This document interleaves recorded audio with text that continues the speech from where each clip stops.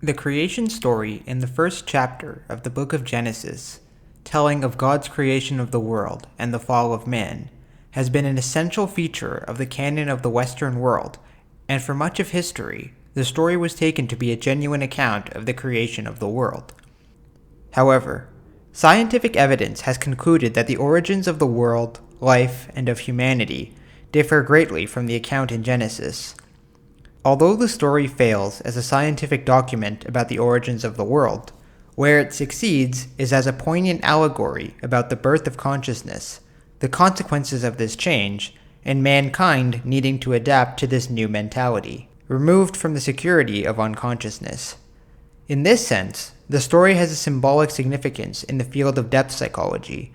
As Carl Jung writes, "It is the sacrifice of the merely natural man, of the unconscious, ingenuous being, whose tragic career began with the eating of the apple in paradise.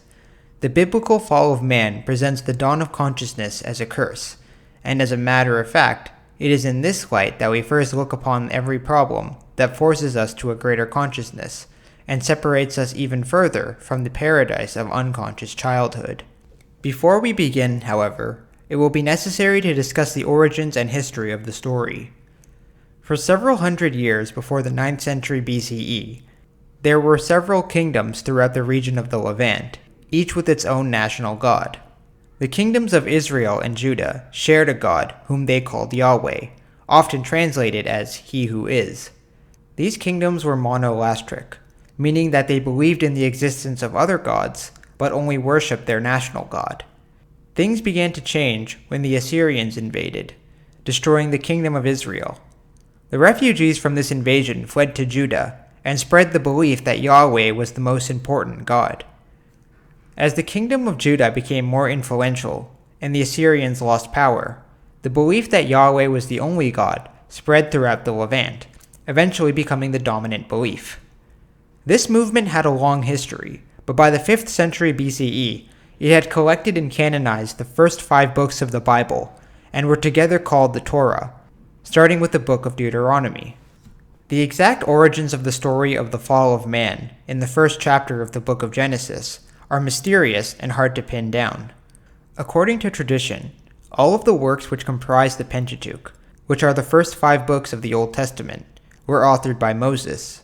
But the more modern view is that the story is a compilation from various sources, which were brought together and added to the other books of the Bible to serve as an introduction. This story was modified and revised several times throughout history, and so the story we presently have was not authored by a single individual.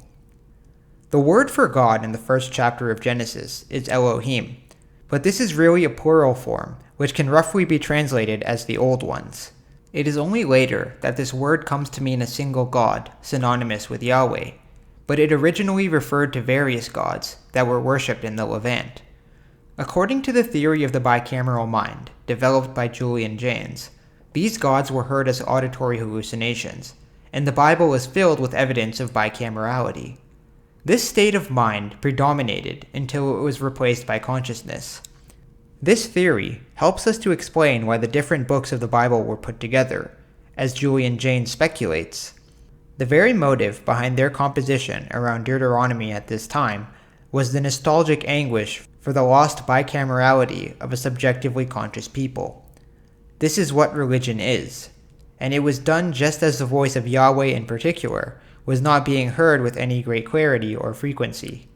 Whatever their sources, the stories themselves, as they have been arranged, reflect human psychologies from the 9th century up to the 5th century BC, the period during which there is progressively less and less bicamerality.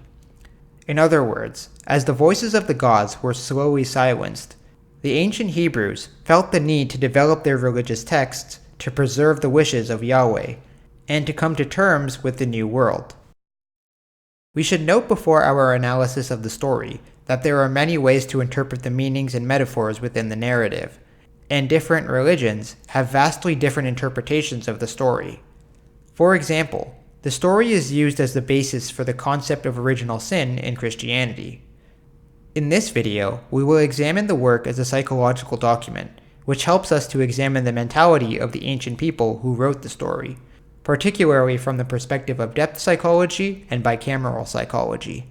The story begins with the Elohim, or Yahweh in the later version, creating the world, apparently with the power of his speech. We should note the significance of this, as it is language which helps us in forming a description of the world, and this description becomes our consciousness of the world.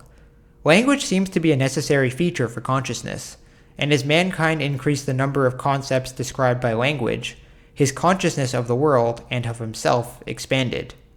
Language does not literally create the world, but it creates an analog world, or the idea of the world which each of us has in our heads.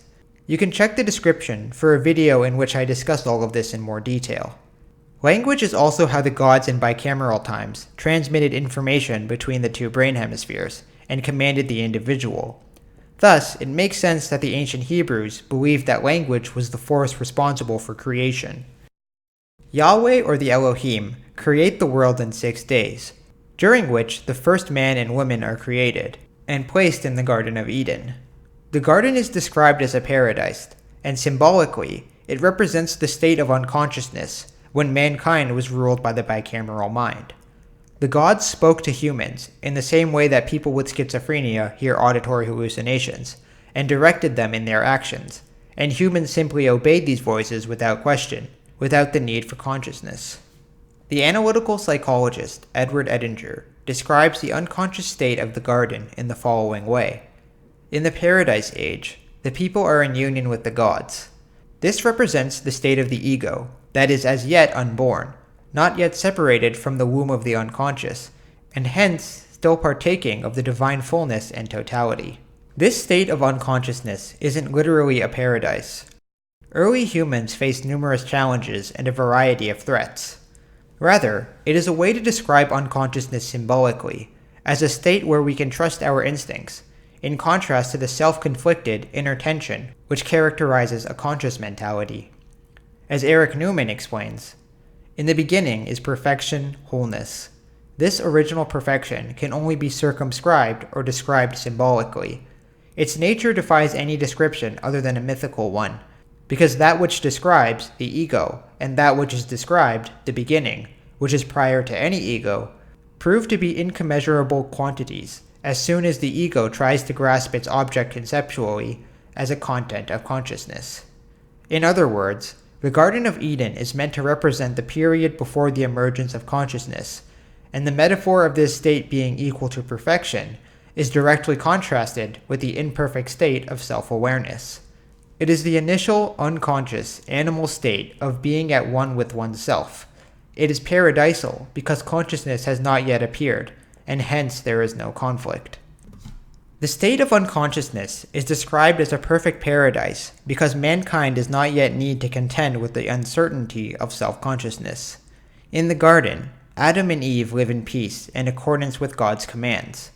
At first, Adam and Eve only have a minor degree of self-awareness, and they are bound to follow God's orders, just as it was for bicameral men. God speaks to them and gives them directions, which they follow without question, just as in the bicameral period, where the voices of gods directed mankind and were simply obeyed.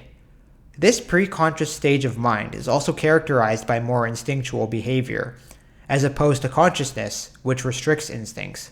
As Jung explains, our psychic processes are made up to a large extent of reflections, doubts, and experiments, all of which are almost completely foreign to the unconscious instinctive mind of primitive man. It is just man's turning away from instinct, his opposing himself to instinct, which creates consciousness. Bicameral men weren't fully bound by their instincts. Rather, they were controlled by voices which they believed to be the voices of gods. In reality, these voices were coming from their own minds, but they didn't know this, and were still, for the most part, unconscious. Within the garden, Yahweh also places the tree of the knowledge of good and evil, and warns Adam and Eve not to eat from it, warning that to do so will cause them to die. However, a serpent tempts Eve into eating fruit from the tree, claiming that the tree will make her like God, with the ability to understand good and evil. The fact that a snake appears here is not arbitrary, and there may be an evolutionary reason for why snakes are so common in mythology, but this is a topic for a future video. In this story, the snake is portrayed as the antagonist and is responsible for causing the first humans to defy Yahweh. Eve believes the snake and disobeys Yahweh's order, something which would have become more and more possible as bicameral humans transitioned towards consciousness, making it possible for them to defy their gods. Eve also offers some of the fruit to Adam, who also eats against God's wishes. But at the moment they eat the fruit, their eyes were opened, and they suddenly felt shame at their nakedness. Adam and Eve suddenly realize that they are unclothed, and quickly hide themselves to avoid God's judgment. Awareness of one's nakedness is quintessentially reflective of self-consciousness, and it indicates that Adam and Eve have become conscious. This conflict with God, the deliberate disobeying of his commands, seems to be the reason for their sudden state of awareness, as both of them know that they have done something wrong. As Edinger further explains, the myth depicts the birth of consciousness as a crime, which alienates man from God, and from his original pre-conscious wholeness. The fruit is clearly symbolical of consciousness. It is the fruit of the knowledge of good and evil, which means that it brings awareness of opposites, the specific feature of consciousness. In contrast to animals, which are unaware of their nakedness, conscious humans have a high degree of self-awareness, and are therefore capable of feeling shame from other humans due to moral guilt. In psychological terms, it means that Adam and Eve know that they can be seen by others, and have become aware of the fact that other individuals, including God, can see them as they see others. This realization is also known as a theory of mind, and children lack this understanding until about the age of 4. Animals and infants presumably don't understand that other individuals have their own subjective minds similar to their own, and hence why they don't recognize their own nakedness. Jaynes explains Adam and Eve's transition in the language of his theory of consciousness, writing, "And when these first humans had eaten of the tree of knowledge, suddenly the eyes of them both were opened, their analog eyes in their metaphored mind space, and they knew that they were naked, or had autoscopic visions and were narratizing, seeing themselves as others see them. And so their sorrow is greatly multiplied, and they are cast out from the garden, where he who is could be seen and talked with like another man." This transgression against God is met with punishment. God banishes both Adam and Eve from the garden, forcing them to deal with the consequences of conscious awareness and alienation from the unconscious security which God formerly provided.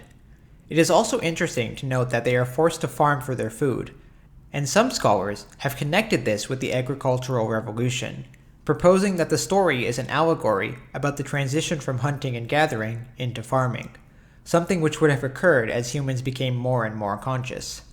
Because we are conscious, we are required to live in a neurotic state of mind, involving a sense of moral guilt and self-doubt, something which animals don't often need to contend with. These are the prices paid for consciousness, which allows humans to become more civilized at the cost of our natural instincts.